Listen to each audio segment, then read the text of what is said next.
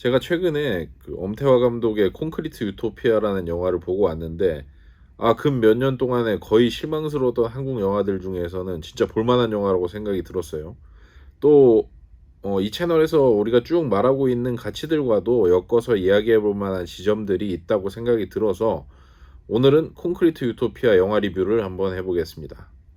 스포일러가 될 내용들도 많이 다룰 거니까 영화를 관람하고 나서 영상을 보는 걸 추천합니다. 일단 뭐 연출이 어떤지, 연기가 어떻다, 뭐 주제가 어떻다, 뭐 숨겨진 사회적 종교적 의미가 어떤 게 있다, 이런 정석적인 영화 리뷰들은 다른 곳에도 많으니까 그런 다른 뛰어난 분들 영상을 보면 될 것 같고, 우리는 이 영화가 그리고 있는 인간의 본능과 생각 그리고 심리에 대해서 좀 심층적으로 한번 보자고요. 나는 이 영화를 보고 나서 봉준호 감독의 설국열차, 그리고 드니빌레브 감독의 시카리오 암살자들의 도시라는 두 영화가 떠올랐는데, 설국열차는 뭐 지금까지 인간이 이룩해 놓은 문명이 완전히 한번 무너지고 나서 더 작고 폐쇄적인 기차라는 새로운 문명과 생태계가 발생했을 때 우리 인간이 어떤 방식으로 사고하고 행동하는가를 그린 작품이죠. 콘크리트 유토피아와 일맥상통하는 부분이 있다는 것을 알 수 있을 겁니다. 또 시카리오는 어떤 내용이냐면, 미국의 마약 범죄가 심각해지면서 CIA, FBI 같은 국가기관의 요원들이 멕시코의 후아레스에서 벌이는 마약 조직 수탕 작전을 그린 영화입니다. 콘크리트 유토피아를 보고 갑자기 왜 이 시카리오가 떠올랐냐? 이 영화를 보다 보면 그 개인의 선과 악에 대한 생각이 국가라는 시스템의 선과 악에 대한 생각과 같은 것인가 다른 것인가에 대해서 꽤 심도 있는 질문을 던지고 있는 영화예요. 그래서 이 영화가 떠올랐고, 그러면 이제 하나하나 콘크리트 유토피아를 리뷰해 보겠습니다. 이 영화의 오프닝 장면을 보면 광복과 전쟁 이후에 한국이라는 국가의 문명 발전 속도나 그 규모가 성장하는 것을 아파트라는 오브젝트의 발전을 통해서 직관적으로 보여주는 장면이 나와요. 그리고 나서 곧바로 이를 허물어버리는 장면을 또 보여주죠.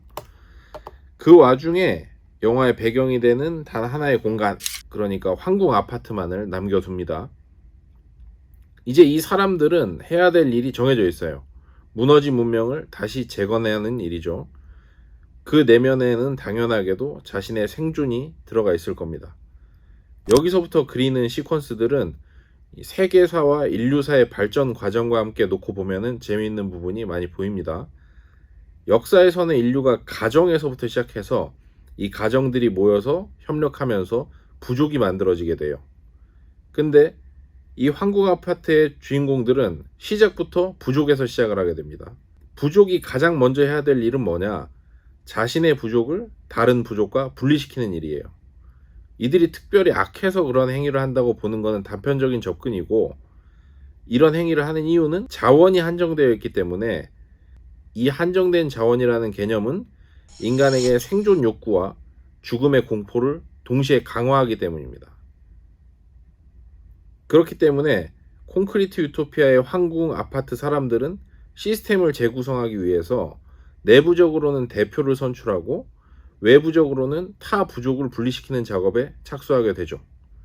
여기서 대표가 되는 인물이 바로 이병헌 배우가 연기한 김영탁이라는 인물이 나오죠. 바로 이전 시퀀스에서 아파트 내부의 화재를 진화하는 장면을 보여주면서 무리를 위한 희생 정신과 리더십을 보여주었기 때문에 그가 대표로 추대됩니다. 그러나 이 대표 선출 과정에서 사실 유심히 보아야 되는 인물은 김선영 배우가 연기한 부녀회장입니다. 이때까지만 해도 사실 황궁 아파트의 실질적 리더는 부녀회장이었어요.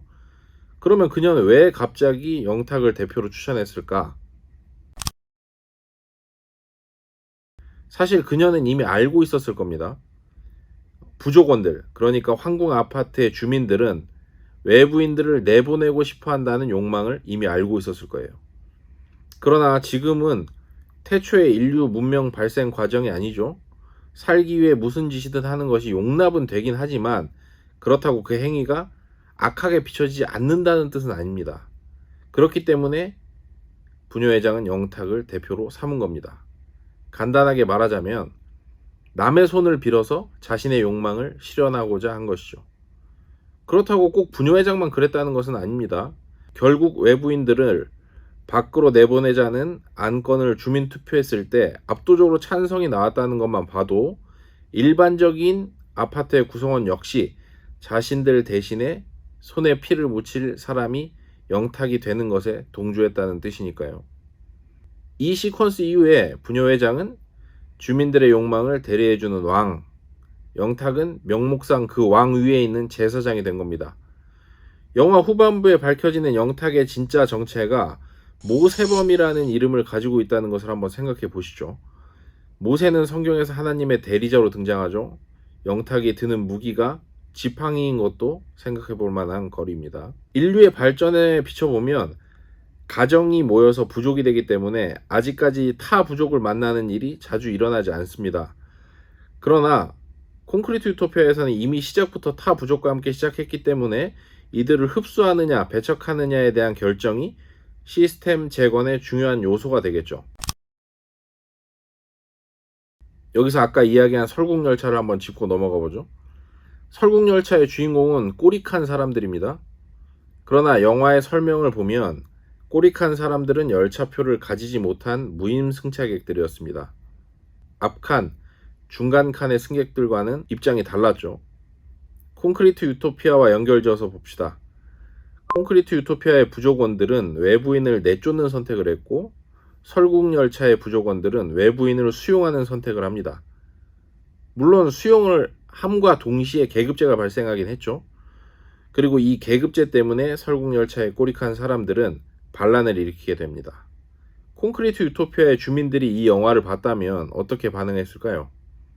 극 중에서 박보영 배우가 연기한 명화라는 캐릭터가 외부인과 함께 살자는 주장을 했다면 이에 반대하는 주민들이 설국열차의 예시를 들지 않았을까요? 물론 극 중에 있는 명화라는 캐릭터는 계급제에도 동의하진 않았을 겁니다. 그러면 콘크리트 유토피아와 설국열차의 원래 주민들은 왜 이렇게 서로 다른 선택을 했을까? 이건 생각해 볼 만하겠죠. 이는 인류사의 농업혁명을 알면은 얼추 설명이 가능해집니다.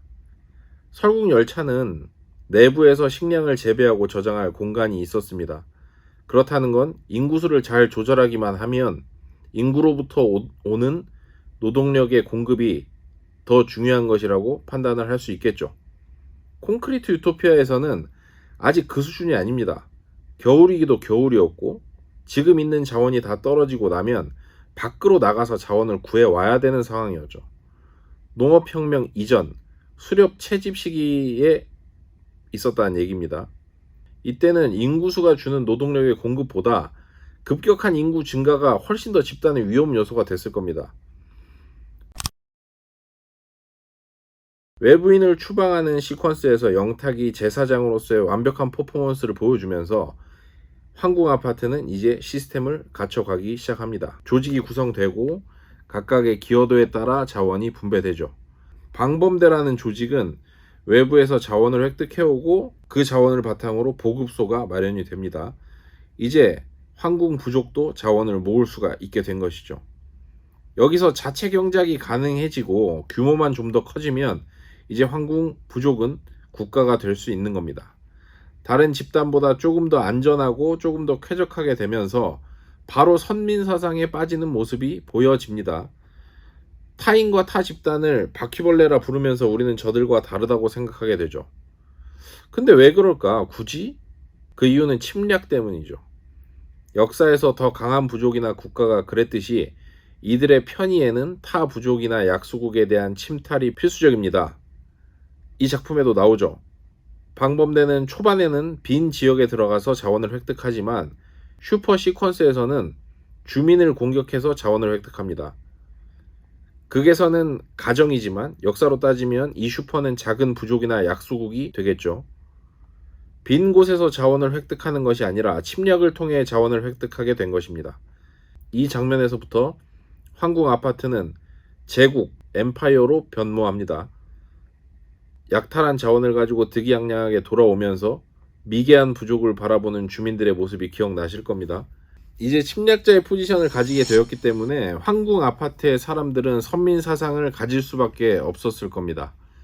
자신의 편의와 안녕을 위해서 다른 사람을 해치고 그 사람의 것을 빼앗는다는 죄책감에서 벗어나려면 선민 사상을 채택할 수밖에 없겠죠. 우리는 선택받았고 저들은 아니다. 그러는 동안에 외부 집단은 황궁 제국을 사람 잡아먹는 식인 아파트로 부르게 됩니다. 서로를 바퀴벌레, 식인종으로 표현하면서 폐쇄성은 공고해지겠죠. 영화를 보는 관객으로서 이때부터 슬슬 황궁 아파트의 몰락을 예상하긴 했습니다. 그럼 황궁 아파트 집단의 내부에서는 어떤 일이 일어나고 있었느냐? 물론 여기서도 갈등이 피어나고 있었는데 그 이유는 인간의 타고난 다른 두 기질 때문이었죠. 이 두 인간 유형들은 서로 각각 생존에 필요한 안전과 집단이 유지되기 위한 정의에 대해서 생각이 극명하게 달랐습니다. 안전과 정의. 한쪽은 다른 사람들과의 공생이 안전을 해치며 이들을 숨겨주는 행위 또는 타인을 약탈하지 않으려는 행위가 정의롭지 않다고 생각했습니다. 영탁과 부녀회장이 대표적이겠죠? 또 한쪽은 다른 사람들을 억압하고 폭력을 행사하는 것이 정의롭지 않은 일이며 이런 폭압을 일삼으려 하는 사람, 예를 들면 영탁이 집단의 안전을 저해한다고 생각합니다. 명화가 그 대표적인 인물입니다. 왜 이들은 이렇게 다른가? 이유는 앞에서 말한 절대 변하지 않는 인간의 기질, 바로 타인과 자신을 포함한 인간이라는 존재 자체가 선하다고 생각하느냐 악하다고 생각하느냐의 차이에서 발생된다고 봅니다. 한마디로 정리하자면 이겁니다. 내 앞에 선 이 사람이 적일까 친구일까? 여기서는 그냥 악파와 선파라고 부르겠습니다. 악파인 사람들은 타인을 악하다고 생각합니다. 나를 포함한 모든 인간이 악하다면 타인은 결국 나에게 해를 입히는 존재가 되겠죠. 즉 그는 나의 적이 됩니다. 적으로부터 나를 지키는 것은 정당한 행위며 정의로운 것이죠. 반대로 선파인 사람은 타인을 선하다고 생각하겠죠. 나를 포함한 모든 인간이 선하다면 타인은 나에게 있어 친구가 되겠죠. 친구에게 호의와 연민, 동정을 가지는 것은 당연한 것이며 그를 돕는 행위는 정의로운 행위가 되겠죠. 아까 이야기했던 시카리오라는 영화를 한번 생각해 봅시다. 미국의 마약 범죄가 만연합니다. 미국으로 들어오는 마약은 멕시코에서 만들어지고 유통됩니다. CIA의 책임자는 미국의 안전과 정의를 지키기 위해서 멕시코의 카르텔과 민간인에게 피해를 가하는 것이 정당하다고 생각합니다. 반대로 FBI의 마약 팀 리더는 아무리 자국의 안전을 지키기 위해서라지만 타국에, 그것도 민간인일지도 모르는 사람들에게까지 피해를 주는 것은 정의로운 일이 아니라고 생각합니다. 둘의 차이가 느껴지시죠? 악파는 타인을 모두 적이라고 생각하지만 인간이 사회적 동물이기 때문에 집단을 형성했고 그 내부 집단에 한해서만 경계를 약화시켰을 겁니다. 선파 역시 이런저런 일을 겪으면서 모든 사람이 착하다고 생각하지는 않지만 그래도 타 집단의 구성원이라는 이유 하나만으로 악하다고 판단하는 것은 옳지 않다고 생각하겠죠. 이 관점에서 콘크리트 유토피아의 영탁과 명화의 갈등이 극도로 치달았을 때를 생각해보죠. 외부인에 대한 퇴거, 그 자체도 명화 입장에서는 탐탁치 않았을 겁니다. 그러나 다수결이었고 대표인 영탁의 결정이었기 때문에 적극적으로 반발하지 못했습니다. 하지만 이제 영탁과 방범대가 적극적으로 타 집단을 배척하며 약탈하고 선민 사상을 통해 이를 정당화하기 시작합니다. 거기에 내부 구성원 중에서도 자신들의 규칙을 따르지 않는 사람들을 처벌하죠. 선파 입장에서 이는 선을 넘은 겁니다. 문명이 파괴된 상태에서 악파의 주도 하에 재건된 제국이 외부를 넘어 내부의 사람들한테까지도 그 폭력을 행사하기 시작했으니까요. 영탁 입장에서도 명화는 골칫거리입니다. 자신이 어떤 잘못을 했던 간에 이는 집단의 안전과 정의를 지키기 위한 것이어야 되는데 이 정당화의 명화가 자꾸 균열을 일으키고 있기 때문이죠. 정당화를 했다고 해서 다 나쁜 뜻은 아닙니다. 실제로 리더 영탁과 방범대 덕분에 이 집단은 편의와 안전을 보장받았다는 것이 사실이니까요. 결국 이 두 인간의 기질은 집단을 파멸로 이끄는 극단적인 갈등을 초래하게 되죠. 우리도 결국 이 기질 중에 한쪽일 겁니다. 악파일 수도 있고 선파일 수도 있죠. 그리고 제가 생각하기에 이 기질은 태어날 때 타고나는 것이고 죽을 때까지 바뀌는 일이 거의 없습니다. 그런데 인생을 살다 보면 꼭 그렇지만은 않습니다. 바뀌기도 하죠. 바로 상황 때문입니다. 콘크리트 유토피아에서 이를 가장 잘 나타내는 캐릭터는 박서준 배우가 연기한 민성입니다. 민성은 원래 꽤나 정의로운 인물로 묘사됩니다. 사회의 정의를 구축하는 것 자체가 목표인 공무원을 직업으로 선택하기도 했고, 아내 명화의 직업은 간호사죠. 어려운 사람이 있으면 지체 없이 도우려고 합니다. 그러나 극이 진행되고 방범대의 대장을 맡고 영탁과 함께 사지를 넘나들게 되면서 명화와 선파의 기준에서 민성은 변하기 시작합니다. 영탁과 악파의 기준에서 민성은 변했다기보다는 그 정의와 안전에 대한 기준이 강화되었다고 볼 수 있을 겁니다. 극 초반에서 나와 내 가족만 배부르면 된다는 입장에서 이제는 우리 아파트 주민 전체의 배부름과 안전을 생각하는 사람이 되었으니까요. 아마 우리의 대부분도 민성의 입장일 겁니다. 다들 타고난 기질은 있지만 상황에 따라 그 기질을 강화하기도 약화하기도 하면서 그 각각의 사회가 요구하는 행위를 할 겁니다. 결국 영화의 말미에서 어떤 가치가 그나마 더 좋다는 쪽으로 기울어지긴 했습니다. 결국 누가 살아남았는지, 그리고 서 있어야만 의미가 있다고 생각했던 공간이 누워 있어도 우리에게 안전을 줄 수 있다는 것을 보여주는 장면을 통해서 일정 부분 감독의 생각이 드러났다고 봅니다. 하지만 결국 명화가 행복해졌는가에 대해서 생각해 볼 필요는 있겠죠. 결국 자신의 집단은 붕괴돼서 자기는 난민이 되었고 가장 사랑하는 사람을 잃었습니다. 이는 자신의 탓이라고 생각할까요? 아니면 영탁의 탓이라고 생각을 할까요? 한번 생각해 볼 만한 지점입니다. 황궁 아파트의 사람들은 어떤 사람들이었냐는 물음에 대해서 명화는 그냥 평범한 사람들이었다 라는 대답을 한 걸로 봐서 아마 어떤 누구의 탓도 아니라고 생각하는 것일 수도 있겠죠. 이렇게 영화는 끝이 나는데요. 이런저런 내재된 생각거리들을 이야기하면서 리뷰를 하긴 했지만 사실 이런 생각을 전혀 하지 않아도 충분히 재미있게 볼 수 있는 영화라고 생각이 들고요. 기회가 된다면 이 영상 이후에 영화를 한 번 더 보시는 것을 추천합니다. 내가 생각하는 영탁이 안 죽는 방법, 일단 명화랑 갈등이 일어났잖아. 그래서 민성이 충성맹세를 했잖아. 무릎 꿇고. 거기서 그냥 받아주지 말고 아예 대표를 민성이한테 넘겼어야 된다 이거야. 그리고 자기는 상황이나 고문 정도로 물러났어야 된다 이거지. 그러면은 이 영탁은 민성의 압도적인 충성과 지지를 받을 수가 있고 명화도 자동으로 볼모가 되는 거야. 아니 자기 남편이 지금 이 집단의 대표가 됐는데 지금 사회의 규범을 뒤엎을 수가 있겠냐 이거야. 못 뒤엎어. 일단 가야 돼.